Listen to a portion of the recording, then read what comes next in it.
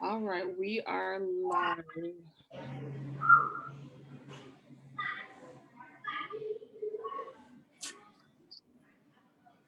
Okay. All right, here we go. Hello, everybody. Welcome to another edition of I Survived. As you know, I Survived is a series about what happens when individuals take the necessary steps to overcome unpredictable and harsh circumstances of life. And we highlight overcomers who rise up when most people fall down. And these exceptional men and women have a lot to share about finding their new version of normal on the other side of personal turmoil. Today is no exception. We have Jasmine West, who is an extraordinary woman on a quick path to meet her destiny. She opened up her new restaurant, Muva's Kitchen, on Monday, June 1st, and had a huge day today. We're going to talk a little bit more about that in a little bit.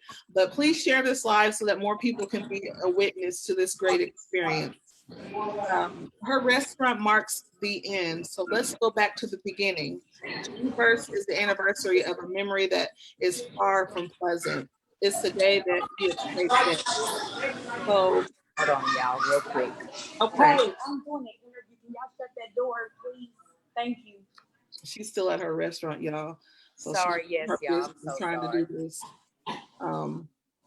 at the same time. So I'm so sorry. Facebook. Don't be. It's okay. It's okay. It's okay. So, I was saying that this restaurant marks the end. So let's go back to the beginning, because I know June 1st is an anniversary of a memory that is so far from pleasant from you, and it's the day that you escaped death.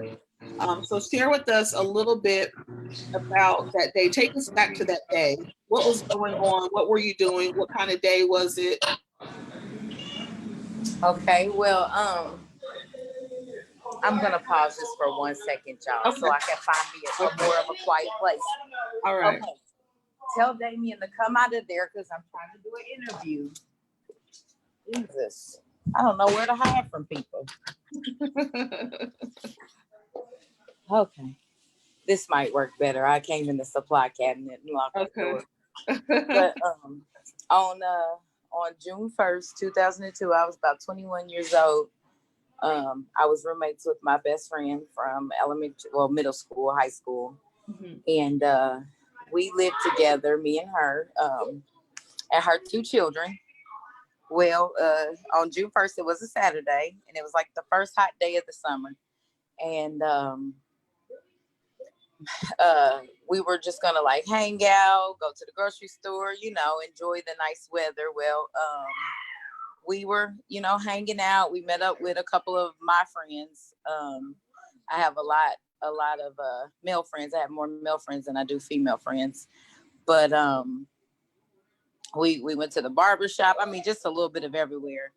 Later that night, I'm going to make a long story, like detail-wise short, and then I'll let you just fill in where you want to with that. But anyway, long story short, when we got home later that night, her kid's father and her had been arguing. He came over, he kicked the door in, he shot and killed her and two of our other friends. He shot at me 11 times.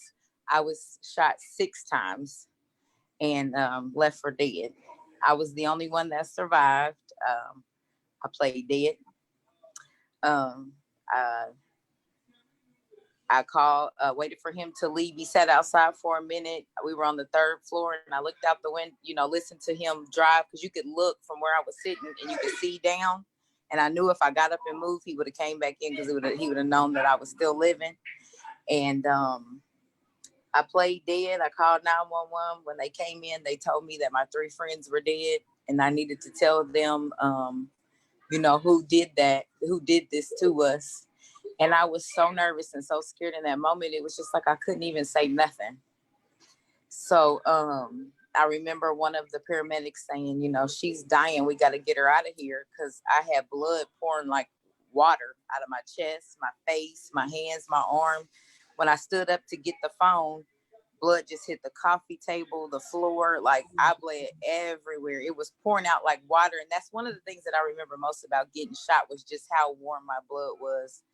And that didn't come to be significant to me till later on when I built my relationship with God. He was telling me, you know, like that was my blood. You know, that warmth that you was feeling was my blood. I had you covered even in that moment. And they took me down 3 flights of stairs head first. I never lost conscious. They actually had to put me to sleep because they kept telling me I needed to rest at the hospital. But until they told me that I was going to live, I was not going to sleep. And my eyes were like, people were coming in screaming, hollering. And I'm like, what are y'all? I'm okay. I'm okay. My mom's like, your face. I got shot with a 9 hollow point. So all of this was like just wide open, like you could look down in it. But I didn't know because I didn't feel any pain till the next day. I was there almost a good 12 hours before I felt any pain. And I was like, that couldn't have been nobody but God, because who gets shot that many times and can't feel it? So I was in the hospital for about 6 days. The guy who shot me, he ended up turning himself in. The who shot us, he turned himself in on the same day that I was released from the hospital. And my equilibrium was off, so like so if I went to like bring a spoon to here, it wouldn't go there. It would go like, and I remember being frustrated and trying to feed myself, and I couldn't walk. Both of my arms were bandaged, so I couldn't like wipe myself or anything like that. My recovery was rough. It was really, really rough. But you know, God saw fit to save me. He ended up it took me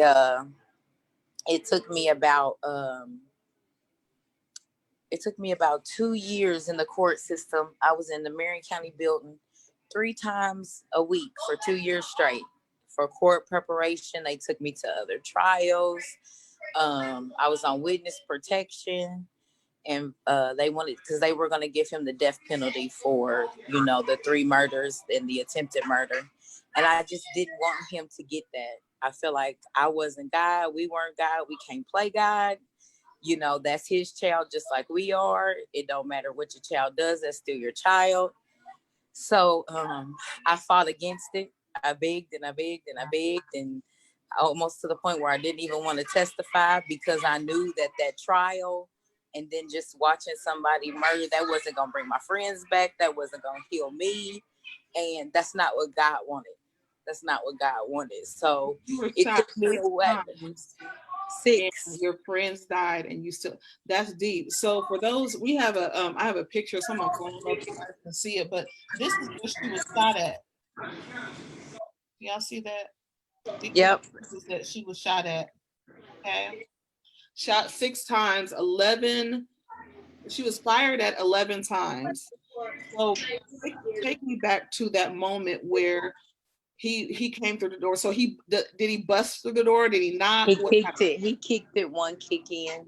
He kicked it. So the mother of his child was in there with you guys? Is that what it was? Uh-huh.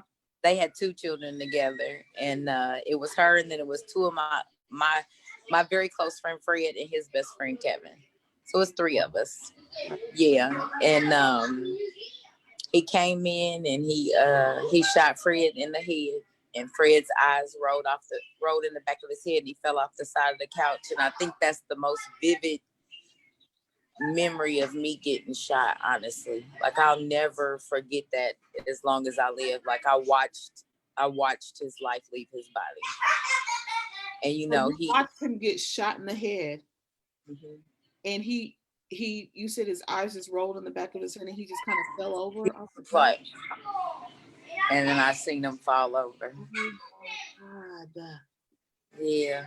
And then he shot Kevin twice, but Kevin was smiling. So when I waited he was linked over and his lips were blue, but he was smiling. So I was thinking in my head, like, he's alive, he just can't breathe, you know? But he was smiling, and I will never forget that, man. Said, I guess God met him before he even felt any of them bullets, because he was definitely smiling. So the That's second guy that you're talking about, how many times was he shot and where was he shot at? twice his heart and his liver. What kind of gun was this? And how did he get off so many shots with a non-extended clip? Yeah. So after he shot those two people, who was the third and what happened? Miranda, she was standing there and she was looking at me and she just kept saying, "I'm sorry, Jasmine, I'm sorry." And she kept telling him no. She was pulling at him. And she just kept looking at me, telling me she was sorry. So she took off running, and I believe she did that because she wanted him to stop firing at me. Wow. And when she ran, she went in the back, and I was thinking to myself, you know, he not gonna shoot her. He probably beat her up or something, but he's not gonna shoot her. And then I just heard, and I was like, oh my God, he shot her. He shot her. So she was running? She took off running into the bedroom, yeah. But he shot her in the back of her head, and it came out of her face. And she was in her closet. I remember, you know, seeing the crime. I never got to go back there, but I did see the crime scene photos. And I did get to see how she was because I never went back there to her. I'll never forget it. Like, she wouldn't have been able to, people would have never been able to make it through that trial. It was so vicious and it was a lot to see.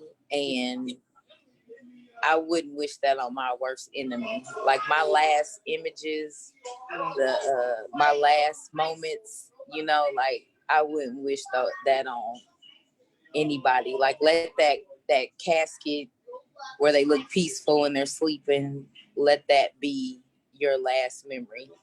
Not what I saw. I can't imagine. For those of you that are just joining, Jasmine was in a house with 4 other people, 5 other people. Three other people. 3 other people. And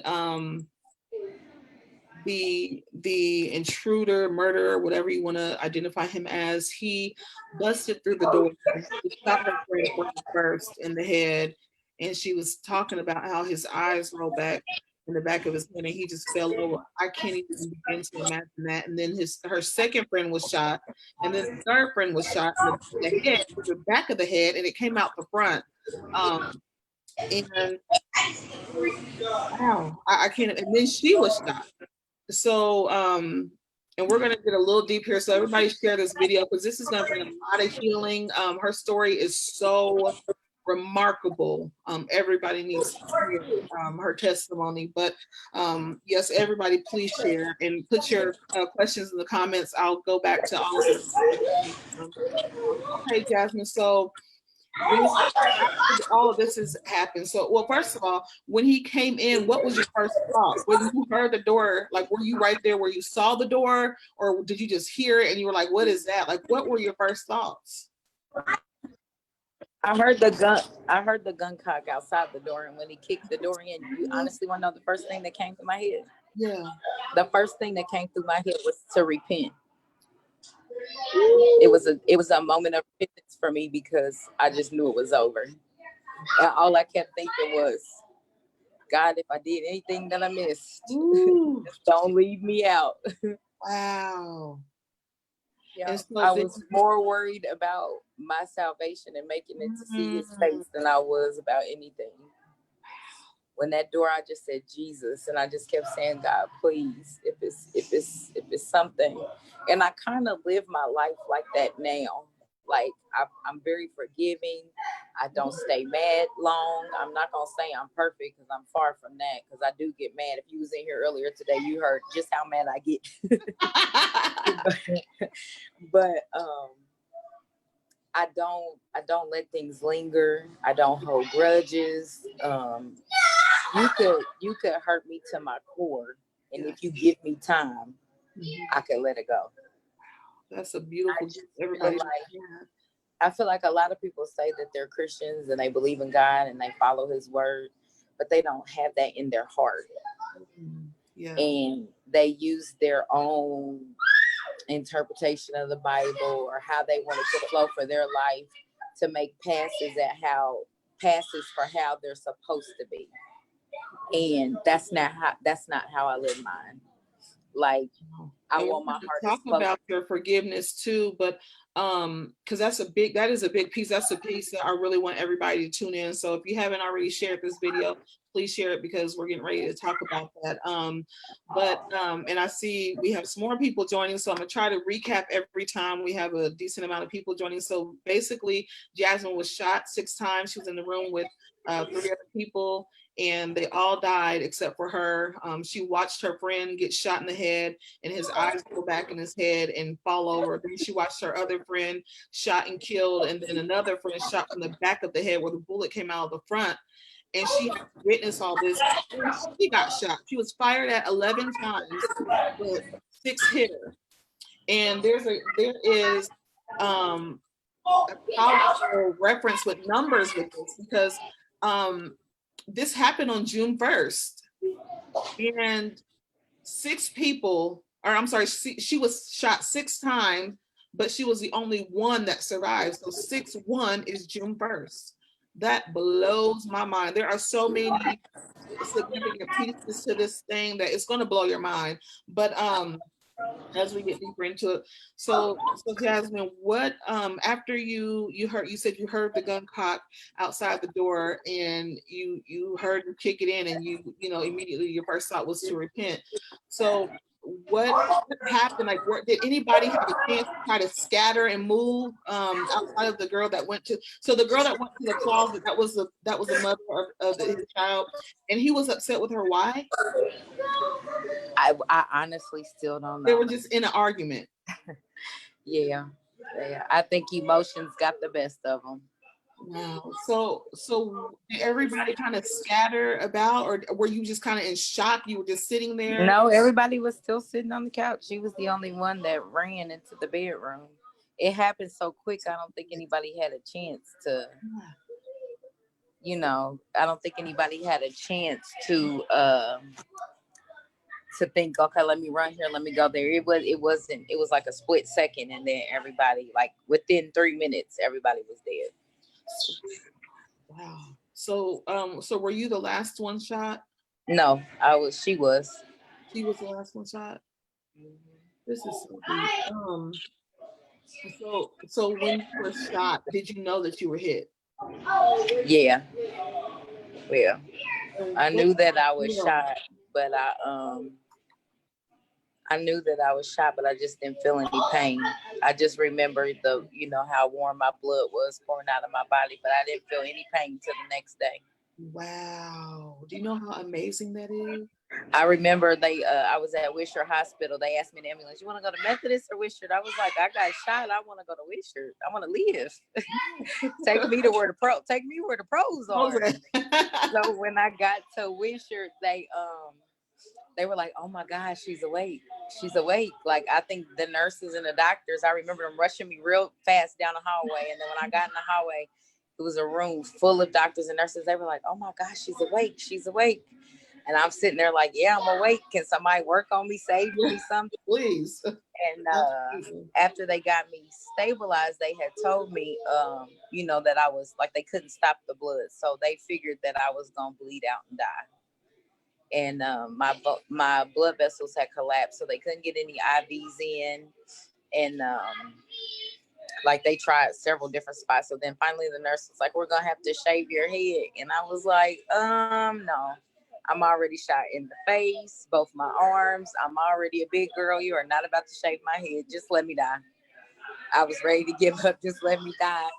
And they had called like an oncologist to come in, and because I guess they deal with like weak veins with the cancer patients. So they put a PICC line in my arm. And once they did that, they started to give me medicine to clot. But the doctor had told my mom and the chaplain at 10:46 p.m., which was the same time that I was born, that I was going to die. They told them to go to my bedside because I was going to die. Wow. And they were there through the night. About 9 a.m., I was still living. Like, I got shot at 9 a.m. I was still living, still bleeding. The blood it didn't stop. I mean, I was just like, you would sit me up and I'd bleed through the sheets, or blood would just run down my face. And because they don't stitch up the holes, they just have to clot and stop bleeding on their own. Serious? I didn't know that. Yeah, so the lady comes in, she's like, you got 97 visitors out front and you can have 2 at a time.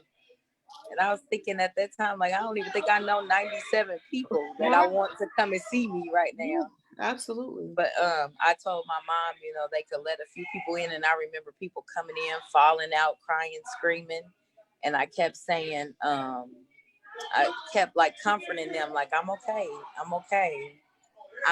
and I think I'm still kind of like that to this day. If somebody else is hurting, even if it's about me, I'm gonna comfort them before I comfort myself. And so I had went to after all of my healing, we started that court, the court training. We started the court training. They finally accepted like a plea deal, so where they weren't going to kill him, but he would spend life in prison. So before you get to this court part, what happened throughout that process of you being shot, you having to go through all of the stuff? Surely, right off the bat, you weren't an advocate of his. I mean, first of all, you knew this person, right? Yes. You knew who okay. So I was 21 when it happened, and I knew him since I was 16. Wow. And how, like, I mean, because I understand that he was in an argument with the mother of his children, but that had nothing to do with any of you. So do you think that he intentionally shot all of you, or do you feel like he was just aiming and missed? Well, when I get further along in the story, I'll tell you. Okay. So between this point of the court process, how did you feel about him? What were your thoughts? I wasn't okay with what he did. I was upset, but I wasn't angry. I did, throughout the years I would have angry moments, but I never hated him, if that makes sense. How do you, and I'm gonna recap, actually I'm gonna tie this into my recap because some other people have joined, but how do you, if they're in a house, somebody that busts in the door, they in the head in front of you, you have to watch his eyes roll back in his head, fall over, you have to watch the second person get shot and killed, you have to watch the third person get shot and killed from the back of the head out of the front of her head, and then you get shot 6 times. How do you not hate? How do you go through all of that pain and walk away without hating somebody? So you have moments where you're like angry and you're upset, but I don't know. I think God made me a little different than he made most. Because I don't hate it. Like, I don't have I might let me put it like this. I might not care for you as a person and not want to be around you, but to hate somebody, that takes a lot. It does, yeah. It takes a lot. But I remember it would take what you went through, so you are a special person. I remember not totally going through the grieving process and not processing everything that happened. Yeah. And it made me a cold person for a minute. And it wasn't until I had my son that I realized that I was cold. And some things had to change about myself. And I went to therapy, and they told me, my therapist told me, he's like, he said, it sounds like, you bury your trauma. So you just like, if you don't deal with it, then if you don't deal with it, you don't have to deal with it. So it's like out of sight, out of mind. Yes. And he told me, he was like, the reason that you are cold-hearted, or like you just don't like, very protective of me to the point where I felt like I didn't even love my son the way I should. Yeah. Because of stuff that I had buried, or like a bitterness. Absolutely. And he told me, he said, you need to deal with the trauma that happened to you. He said, you feel like you're not upset. He said, but I think that the reason that you do what you do is because you are. So he encouraged me to reach out to the guy who shot me. So at first I was like, no, I don't think I'm going to do that. No, I don't think I'm going to do that one. He said, well, just write a letter. You don't have to send it to him, but you need to put all of your thoughts about how you felt, how you healed, what you've been through. He said, because you need to get it out. And I had more of an issue, I think, with the guy who shot me's father than I did him. Yeah. And it was because at that time he was very supportive. And I felt like, okay, you're a man of God. How can you be supporting someone who is a murderer? Right. And I later on, after I had my son, realized that your child is your child. It doesn't matter what they do. So if my son was to do something like that today, God forbid, I would never leave his side either.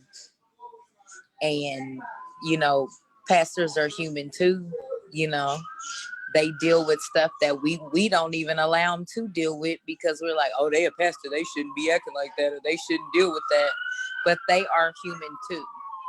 And the reason why you're saying, because we haven't said that, but for those that are watching, her attempted murderer and murderer of the other people she was with is a pastor's son right here in our city.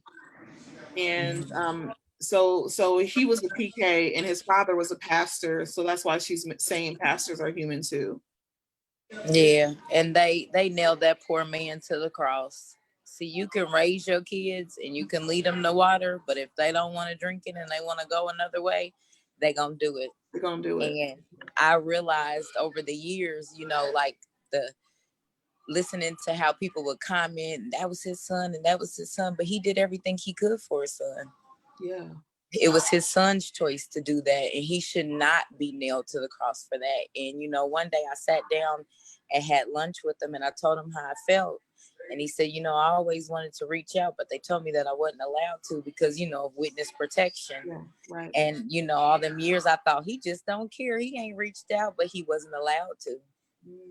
He did care, and he wasn't allowed to. And the same things that I went through emotionally, his father went through too. He had to be strong for everybody. He wasn't allowed to grieve.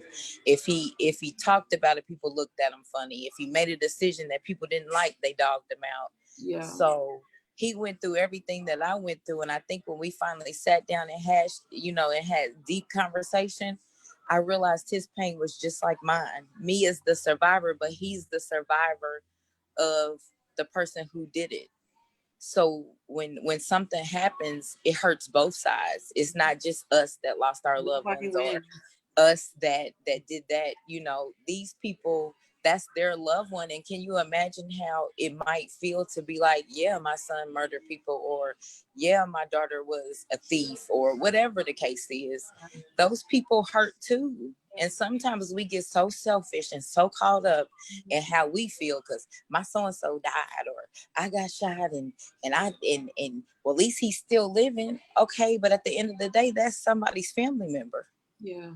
And you got a brother. Just imagine if your brother was to do something, you wouldn't love him no less. No, absolutely. And I would fight just as hard. I get it.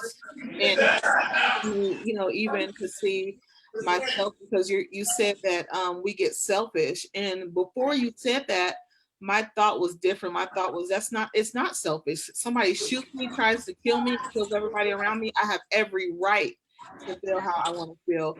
But the fact that you said that, we get selfish and only care about us and don't look at the other side, that's true. There is a other side that wasn't, and they weren't behind the trigger, but they support the person who was, and sometimes that could look some kind of way, and it could feel some kind of way. But for you to be empathetic enough to recognize that he had pain too, is big. I mean, your heart is so big. And his father had wrote a book about how he felt. And I remember reading the whole book in one night, like I couldn't even go to sleep. And as I read through the pages, I said, he deals with the same hurt and pain as me. Did they give you any kind of closure, any answers in that book? So I wrote to the guy who shot me. We wrote back and forth. I had got a P.O. box. We wrote back and forth a couple times. And I got a chance to ask him, what happened? I grew up with you. How did it get that bad? He gave me a couple things. Some things I didn't believe. A lot of things I did believe. And he basically told me, like, I was that friend with all the mouth, like, that you ain't gonna do me like that type of friend. Mm-hmm. They don't like them kind. They do not like them kind. And he kind of just felt like, because when she would leave or they would argue, she would always want to be with me. So it was kind of like, dang, you trying to take my spot as the friend. So he didn't like me. So he unloaded on me. And he wanted me to die. And I told him, actually, in the letter, I said, it's crazy how all the people in there that you wanted to die was me. And I was the one that survived. I said, God be having jokes, don't he? He's like, oh, you thought you was going to do that.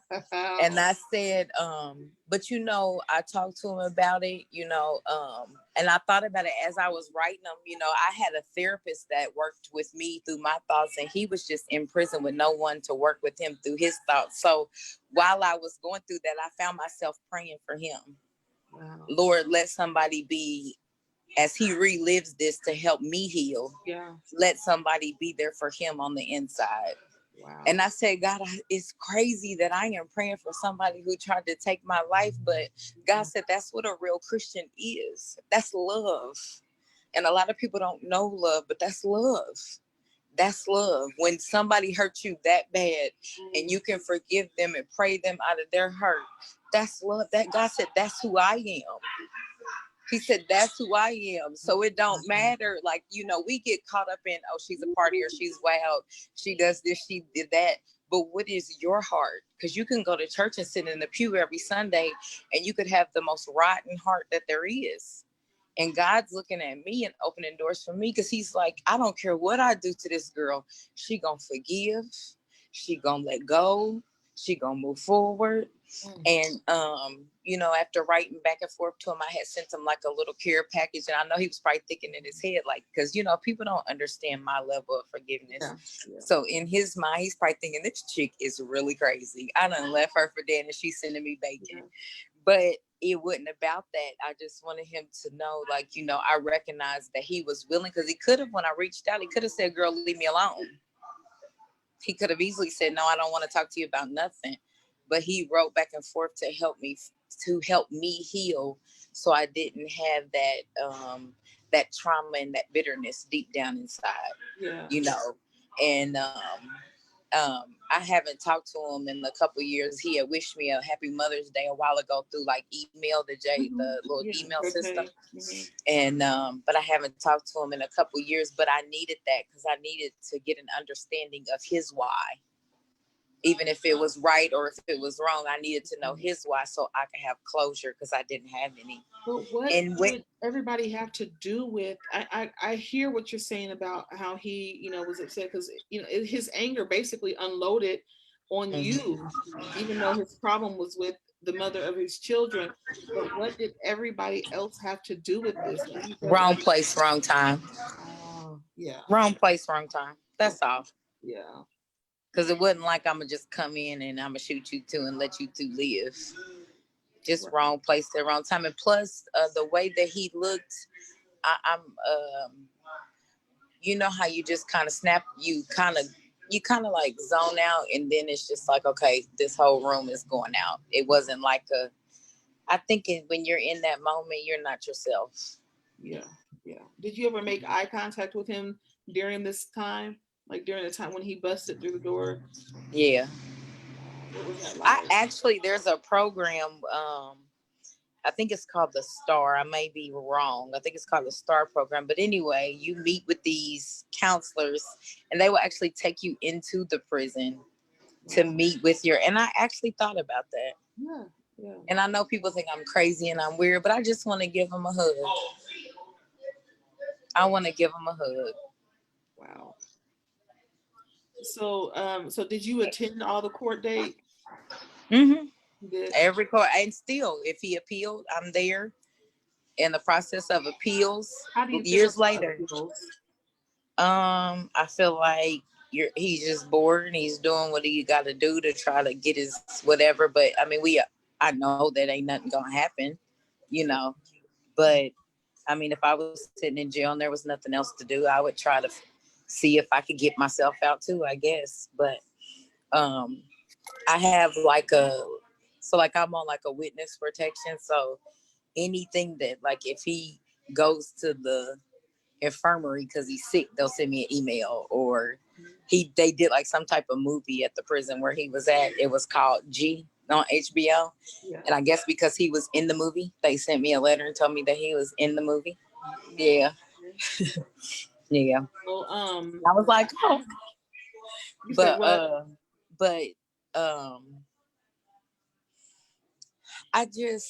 I don't know. I just feel like you can't be mad at somebody who's crazy. Like, am I saying what he did was right? Mm-mm. It wasn't at all. But he definitely has some mental health issues, and me hating him will never bring my friends back. Me hating him won't make me feel better or not have nightmares or anything like that. All hate and unforgiveness is a cancer. It's a cancer in your body that eats away till you let go. And it was when I had true forgiveness in my heart and I didn't care what nobody think that God started opening doors for me. How did you get to the point where you even considered forgiveness? What brought you to that point? When I had my son. When I had my son. Yeah, because I remember watching, I want to say it was The Shift, the Shack. The Shack? Uh-huh. The Shack. I think it was that movie. And there was a part where he was it was The Shack. He was inside of the cave and there was an angel in there. And the angel put both of his kids in front of him. And the angel told him, one goes to heaven, one goes to hell, you pick. And he was sitting there and they was running all these thoughts through the man's head, you know, in the movie. And it was the best visual ever. And they were running all these thoughts about everything about both of his kids. And the angel just kept telling him, now you got to send one. Now you got to send one. Now you got to send one. And he said, I can't. I won't do it. I won't do it. She said, then how can you ask God to do it? How can you ask God to do it? How can you ask God to pick one child over the other when we are all his children? Wow, that's so deep. And I remember that, and I remember that, and I remember that, and I said, you know what? That's the same thing with this situation. I'm like, God, ain't you going? Like, this is, you know, and God's like, all sin is equal. All sin is equal. That is so big. Everybody, please share this video because that is so powerful, because we all deal with unforgiveness or we have dealt with it at some point. And it's not easy. It's not easy, absolutely. But it will free some people that are struggling with unforgiveness now, whether it's from, you know, somebody doing something like this to them or to their loved ones. Childhood, anything. Yeah, any kind of trauma, no matter how big or small, it doesn't matter if there's unforgiveness. But that is powerful because, like you said, you look at it, you and him, you both are God's children. So how do you tell God to choose? That is so deep to me. And you'll be mad today. You'll be forgiving today, and next week you'll be back mad again. Yeah. And I remember my therapist said you have to forgive 37 times before it's complete. And I remember laughing at that, and I was thinking, dang, he's right. Because I'll have days when I have special moments, and I wish like my friends were here. That I'll feel like, dang, they gone. I can't share these thoughts. Why would he do that? And then I have to remember, okay, God, you said forgiveness. And it's funny because even in other areas of my life, I'll be mad and I'll be like, I am done. I'm not dealing with that. Yeah. And God will keep bringing that person around. And he'll be like, I told you were the model for forgiveness. You got to let that go too. You got to let that go too. And I talk to God like I'm talking to you right now. I will scream, I don't want to forget. I've been there. I have been there. And I'll feel him pulling like, nope.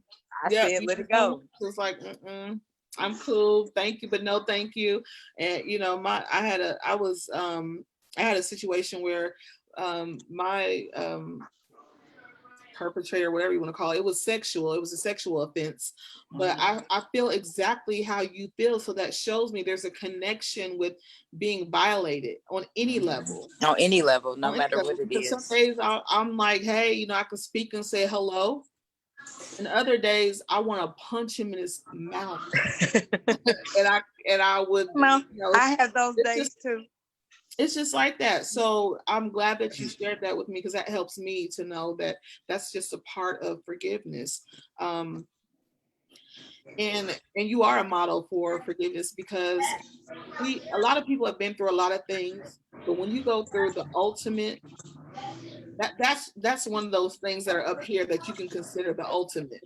And you take away our excuses to not forgive, because if you can be shot 6 times and the only one that survived out of all of your friends, and you had to watch each of them die, surely I can work on forgiving somebody for violating my body. And Surely I it's can forgive somebody for saying something about me. Surely I can forgive somebody for talking about somebody that I love or do.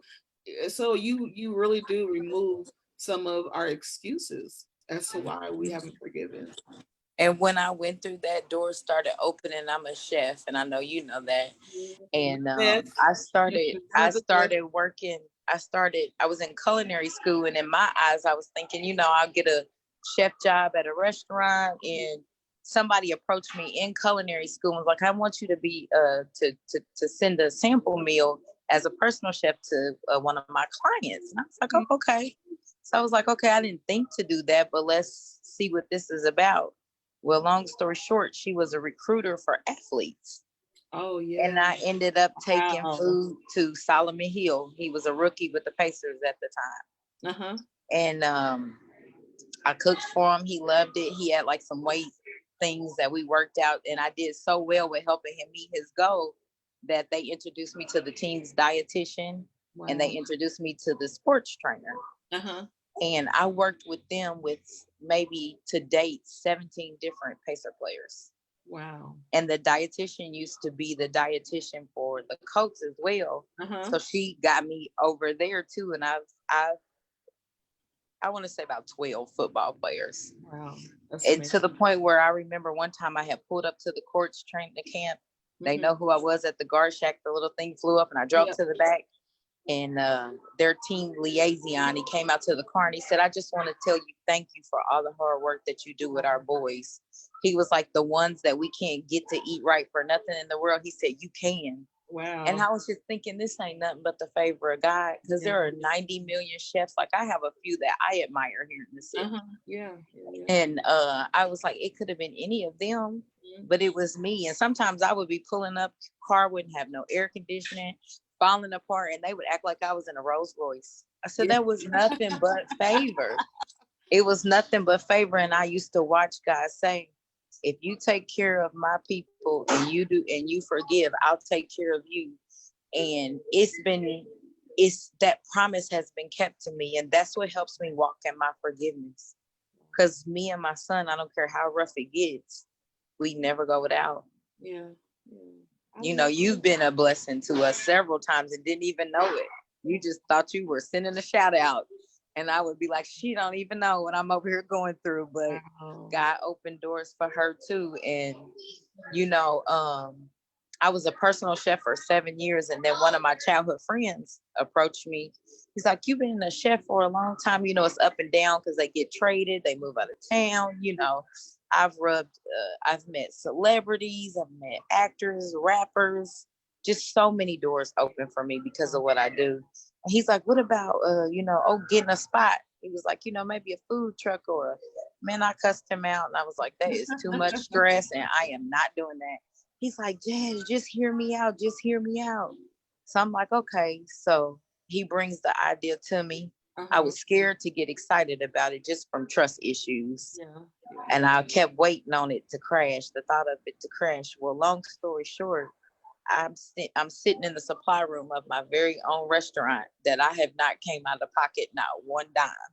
Isn't that something? You can't tell me that when you do what God tell you to do, he ain't gonna look out for you. All for forgiveness and doing what he said. And one of the most beautiful things about this whole situation with your restaurant opening on the day that you got shot. And first of all, before I say that, you have a very special connection with numbers, 6-1 Very. and 46. Explain how these numbers connect for you.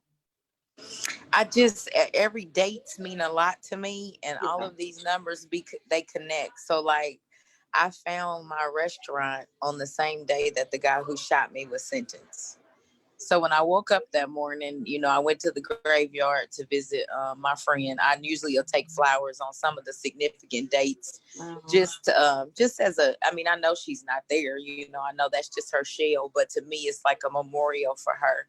Uh-huh. So when I usually go see her Mother's Day, her birthday, the anniversary of the shooting, and the anniversary of like the sentence, and those are just my days that I feel close to her. Yeah. And I was driving back from the graveyard, and I looked up, and there was a sign that said catering company for sale. So I took a picture of it. I sent it to my business partners, and I was like, it might be out of budget, but you guys go and look at it. Uh-huh. Long story short, I'm sitting in that same place right now.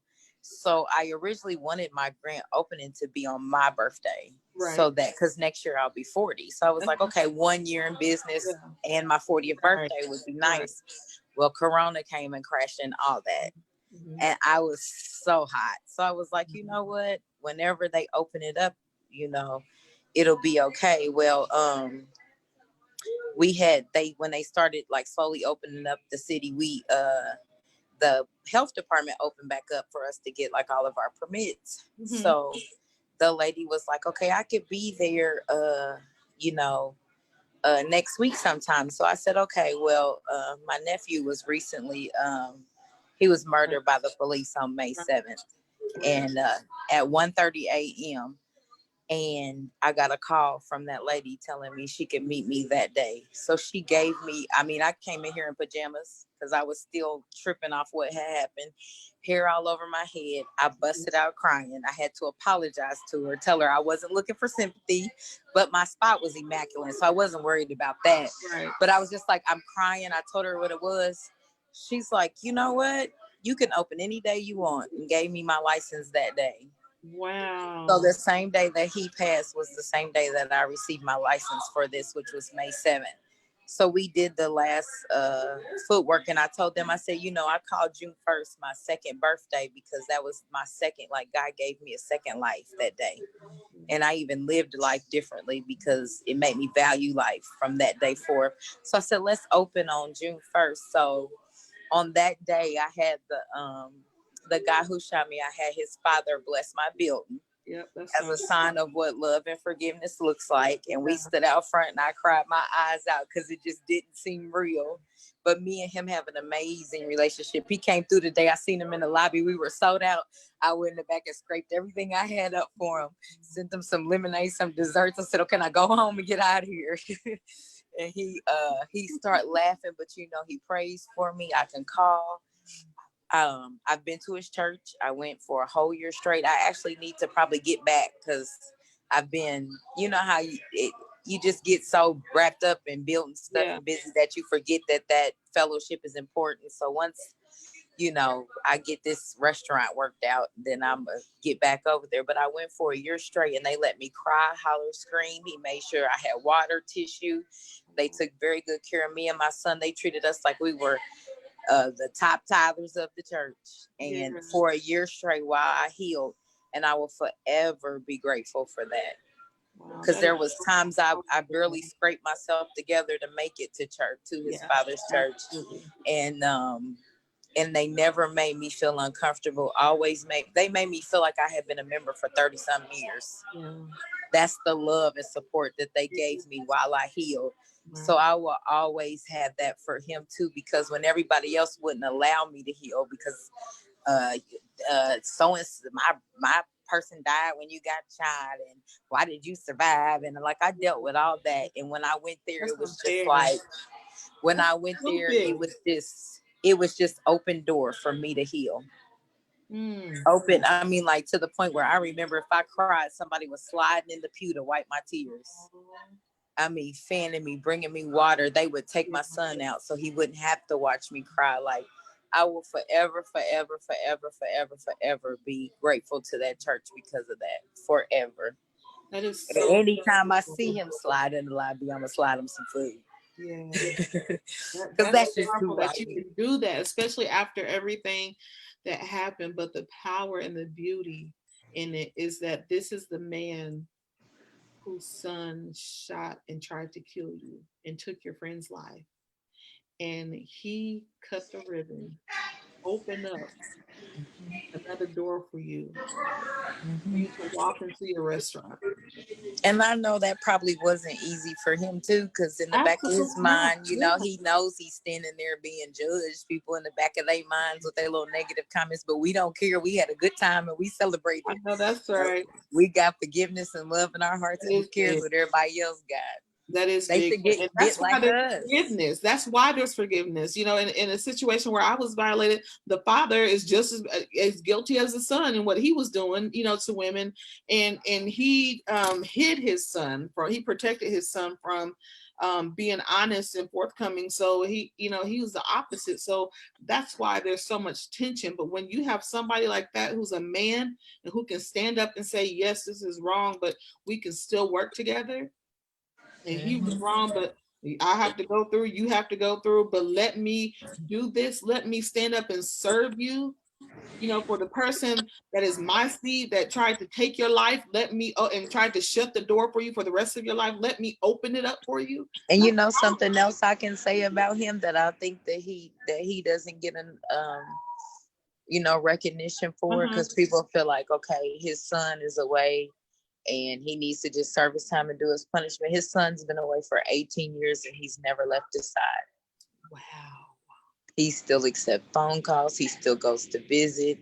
So, you know, he ain't cheering him on for what he did, but he's letting them know, I'm still your father and I love you no matter what. And I feel like there's not a lot of Black fathers that would do that. They would be like, well, you committed the crime, you did it, and they will walk away. But it's in that time when your loved ones and your family need support, especially if you, I mean, in his case, he's not getting free, but if you got a loved one that can get free, if they know that you love them, you support them, and you hold them accountable, 9 times out, well, let me say 6 times out of 10, they gonna come home and get it together. There's a few that just don't care, absolutely. You know. Absolutely. But I admire that too. At first, I was just like, he's too dang on supportive. But then when I had my son, I said, you know what? I would be the same way. Absolutely. They could, if Judah had to go away for 99 years, heaven forbid. Oh God, I would be there because that's my kid that I birthed. Absolutely, without a doubt, without a question, that's how it should be. And you recently lost a nephew to one of the most recent shootings with the Indiana Police Department. Yeah. What would you like to share about that? I don't want to go too far into it because I know that there's still an investigation, but he did, there was some stuff that happened with the police. He surrendered on his live. He said that they had shot him. His hands were down on the ground. He was on live? Yeah, he was on live.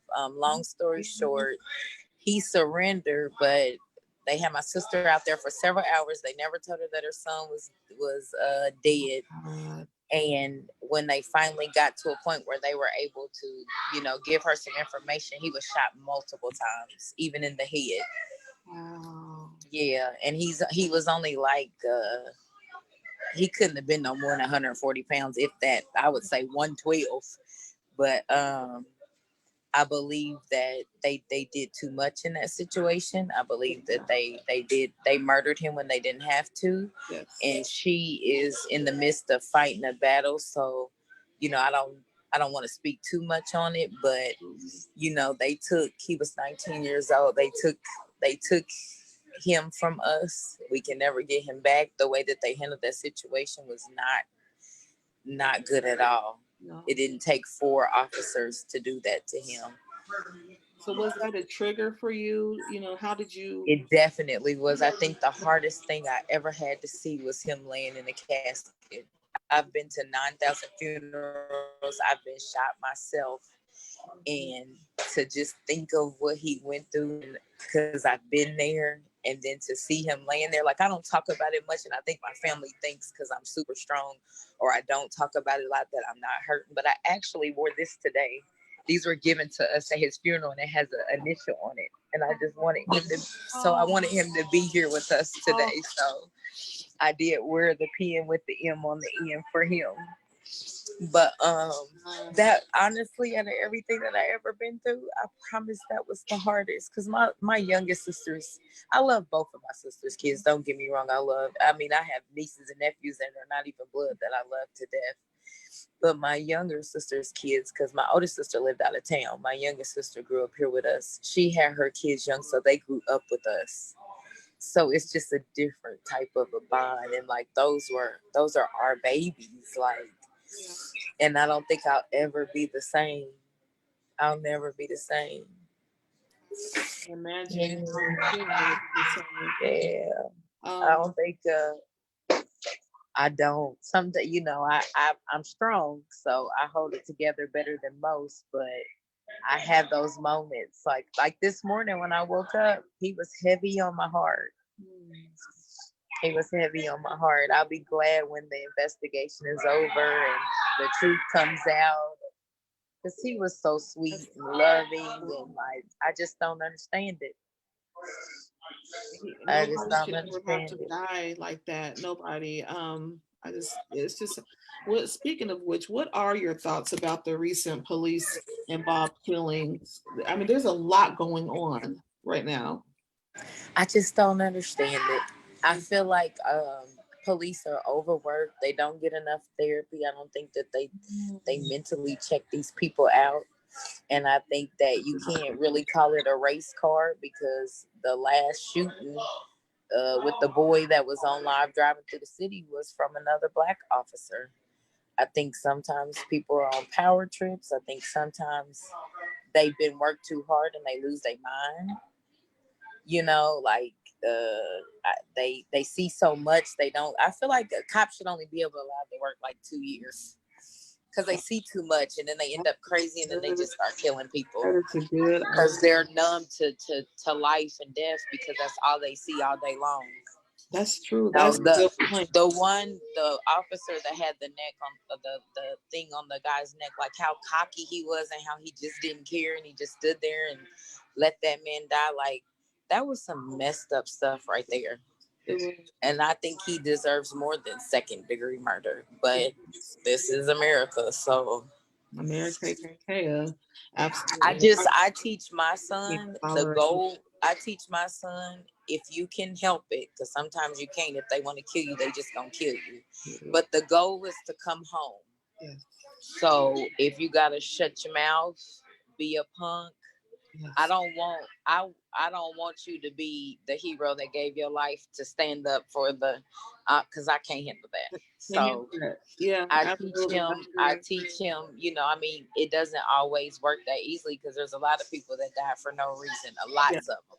right. But I'm just saying, if you can help it, the goal is to come home at night. Absolutely.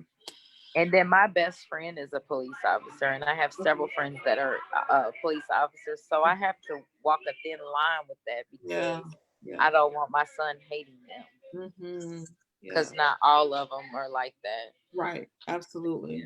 It's hard. It It's a is. It is. hard. It's Yeah. like, why do we even have to deal with this? Right, right. We. It's crazy. That's a whole nother subject I don't even want to get all the way into, but I know, because I get riled up. I do too. But what's next? Let's talk about what's next for you. Well, I opened up today, Mhm. and I was sold out. I was open from 11 to 7. I was sold out by like 4 o'clock. Wow. We had a couple of malfunctions with the stove and a couple of Uh-huh. other things, so I am going to close tomorrow. Okay. So that all of those things can be repaired, so I can come back strong on Saturday and Sunday. On Saturday. Okay. So Because where are the you way located? Tell us where you're 30, located. I am right on the corner of 30th and Lafayette Road, 3037 Lafayette Road. and the way that the line was going today, and it was like it never slowed down. Yeah. I don't want to have defective stuff where I can't serve people like Absolutely. correctly. I'm a perfectionist, and I know that can't happen in a restaurant, especially when you need other people to get stuff done. So I need to say a prayer tonight, and y'all send one up for me too, Jasmine. It takes a team, because if I could clone myself and do it all so it could be right, I would. I know. I was just talking to my best friend who is also a chef. He, oh my God, he has the best stuff. And my mother, actually, like, so he's absolutely a favorite. You're one of my favorites. Like, I'm between both of y'all, I'm gonna just be fat and full every day. But my I mom, tell people all the time, I said everybody can't be skinny, so I guess I'm gonna just have to be the fat one. it ain't gonna be me eating y'all's food because both of y'all have some amazing food. But you made a cake, a German chocolate cake for my mom for her birthday, and she has still to this day said that it's the best cake she has ever had, and she Tell does her not thank let you, it go.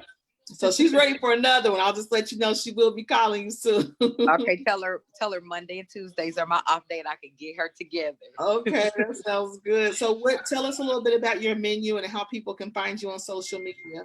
So we have a soul food menu. It's Mother's Kitchen Indie, MUVAS Kitchen Indie, Okay. on Instagram, Snap, and Facebook. Okay. The kids run that for me because I am not social media savvy. I do good with my Facebook and Instagram. Anything outside of that is too much for me. Absolutely. But you can find us on any of their. When we come back on Saturday, you will be able to order online. Okay. And what's the we will website? offer delivery at that point. Today was like that first day. Yeah. And I had to figure out if I was gonna sink or swim. Right. There was moments where I felt like I was sinking, but there were a lot of moments where I felt like we were swimming. So I'm thankful. I'm thankful that the city supported me like they did today. At the end of the night when we were sold out, people were in the lobby like, well, what do you have? I'll just take what you do have. Like, that's a good feeling. That is. It has to be. It has That's to a be. When good you're feeling. offering a product and somebody, people just, they sell you out and then they can't get enough of what you sell. That is a good feeling. And we had a couple of questions, but it looks like we may have already addressed them. One was, how do you move forward? Well, actually, I don't know if we have touched on this, but how do you move forward and how did this change your life? And how do you heal from trauma, this type of trauma? It's a battle every day, and you have to choose to either. I was just telling my little sister this, dealing with the loss of her son. You have to decide, because it's the hurt never goes away. So you have to decide, do I want to stay hurt or do I want to still live life? And sometimes you just got to get up, and you'll hurt all day long, but you get up and you pull yourself out of it, because if you stay in it, you're going to hurt forever. You're going to hurt forever. It never goes away. It gets easier to deal with, but it never gets better. So to me, grieving, pain, depression, it's to a certain extent, because sometimes you just really can't help it. But for the most part, it's a choice, and you have to get up and pick yourself up. I have days where I lay in the bed and I'm like, you know what? I'm just not going to do it today. Yeah. And then there is the majority of the days where I'm up. I'm like, my friends wouldn't want me to be depressed. I got Judah. He needs me. I need to make sure he's okay. Yeah. And his name means praise, by the way. He got his name. His name came from when I was on that stretcher that night. I kept singing, "We lift our hands in the sanctuary." I can't sing, so y'all don't talk about me. But I kept singing that in my head over and over again to give that Kurt Carr, like Sanctuary. I just kept singing it over and over again. And I realized later I was telling God, I will praise you for the rest of my days. And I give him credit in everything. Like I say it, if you read my Facebook post, this isn't my business. This is his business. And when I had Judah, I had to pray for her name. And I remember sitting at Living Water with my cousin, and I looked up at the thing and it said, up on the thing, it said Lion of Judah. And I was like, my praise is what got me through that night. Yeah. My praise is what gets me through so much. So my son is named Judah. He's my lion of praise. Wow. If He's you could bad and write spoiled. history, what would you change? What would you do differently, or what would you have done?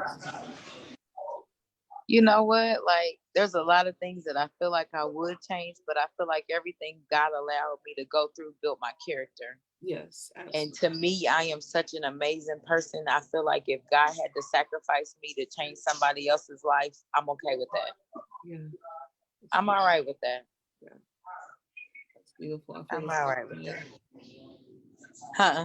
I say I feel the same way. I'm trying to see if we had any other questions that we didn't answer. If you guys have more questions, Oh, you you can, can see questions like yep, get them in quickly because we are getting ready to close. But I just want to make sure we already addressed how did you get the strength to forgive. So yep, I think that's all the questions so far. If you guys have any more questions, please comment real quick before we close out. But um, in closing, I just first of all thank you for you surviving. look. And thank you for sharing your love and your life and your forgiveness and Thank you. for being strong enough to forgive because I don't know that I could. I don't know. I won't know. Hopefully, I'll never have to know, but you don't know until you're in that situation. But for you to experience all that you did and come out of it, it's a beautiful Yeah. thing. And then you turned it around because you could have really been in an institution somewhere going crazy because that's hard to see and to witness and You to. know, every time I ride down Illinois and I see people, those, you know, like how the people walk through the streets. Uh-huh. And I remember one time I had seen a man, he had like a blonde wig and red lipstick, and you could tell that he wasn't in his right mind. It made me in that moment, like I prayed, I was like, God, just touch him because that could have been me. Yeah.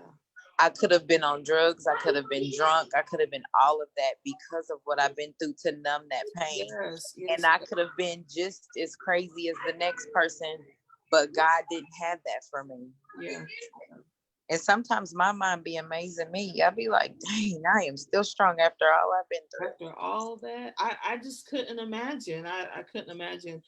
Somebody, hey Kevin, somebody asked, do you have vegan options?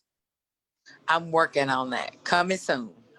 Coming Oh, soon. I'm gonna be changing the menu around a little bit because I've had a lot of people ask for that. So I'm gonna take off some of the items and add those in okay. just to make, because I've had too many people ask me. I've been playing around with a vegan macaroni and Okay. Okay. And um keto, do you have keto options oh yeah, I got keto all day. all day? Yeah, I could hook you up with keto all day. But I have been playing around with some vegan macaroni and a couple of other things. So until it's perfected, it can't touch the menu. Absolutely. I get it. I get it because you're a perfectionist. Well, Yep. thank you, Kevin. Well, Horrible. Kevin, we are talking about food because she just opened up a restaurant, but her story is on June the 1st, she was shot 6 times and she had 3 other friends with her that didn't survive. They were all shot as well. And she had to watch her friends get shot in the head. One got shot in the back of the head, it came out through the front. Another one got shot in the head in other places, and she had to watch his eyes roll in the back of his head and fall over. So we are at the end of the interview, but we were talking about how she survived that, how she forgave, because she knew who shot her. She knew the person that shot her and had known him for years. And he is a pastor's son, so he's a PK, and he's currently serving his life and probably a few others in jail. And so the beauty of it is how she forgave. Um, Oh, he said, "Congratulations, respect my condolences." This is Thank P you. Diddy's assistant, like in real life. Okay, this man is Oh, like so huge. So thank you. we call him P Diddy because he really is the real P Diddy. But he has done so much for our community and for our world. So um, I appreciate you, Kevin, first of all, for being on. And he offers so much that we're going to talk about later this week. But anyway, the person that shot her and tried to kill her and killed her friends, his father cut the ribbon at her opening ceremony, which is so beautiful. Um, So we're here talking about that, and how she converted and forgave and transformed her life into something so big and powerful. And she has since then been able to. She's a chef, obviously. She owns her own restaurant. She has personally cooked and been a chef for Colts players and for NFL and NBA players. So she has really been favored by God to even be in her right mind to be here. Um, so I just want to say thank you again. Kevin, you can go back and watch the replay. Yes, Keith, he said, wow, an amazing testimony. It's so powerful. Go back and watch the replay. Oh, oh, thank you, Kevin. He said that you are an angel and general. Thank you. Thank you. Thank Yes, you. thank you for saying that, Kevin, because she is. So, yeah, we just wanted to talk about her testimony and how she survived, and what she's done since then. So, I need everybody to go to her kitchen, go to her restaurant, and eat yourself happy because she has some amazing food. So, again, tell us how we can find you and where you're located. I am at 3037 Lafayette Road. Our business hours are Thursday through Saturday, 11 to 7, Sunday, 10:30 to 6. We will be closed tomorrow to get some stuff serviced that did not run like it should today. And then we'll be back open on Saturday, and we'll be back open for good, strong, with no glitches. We're going to take care of all of them tomorrow. So Yes. we'll be here. Come on, check us out. And as soon as I get the vegan stuff added to the menu, I promise I'll post. Absolutely. Well, I can't wait. I came today. I was late, but I came and I missed all that good food. So I'm gonna come back. You said Saturday? Saturday, 11 a.m. I'll be ready to grow. All right. Well, I'm excited. And I am grateful that you are here. And Thank you. grateful for what you have done for the community. You've been a blessing to me as well. So it goes both ways. And Yeah, I'm I so love me proud some of you. you. So proud of you. I love you Thank you. sincerely and deeply. And thank you for everything that you are and everything that you've done. And you have officially survived. Thank you. Thank you. You're welcome, and I can't wait to see you Saturday. Everybody, please flood her doors on Saturday and every other day that she's open. It will be worth it. And let us know. Let us know how you like it. Go to her page, leave a review, and just blow her up, y'all. This is something big, and her story deserves to be heard. So have a good night, everybody. Thank you for tuning in to I Survive. Bye. Bye bye.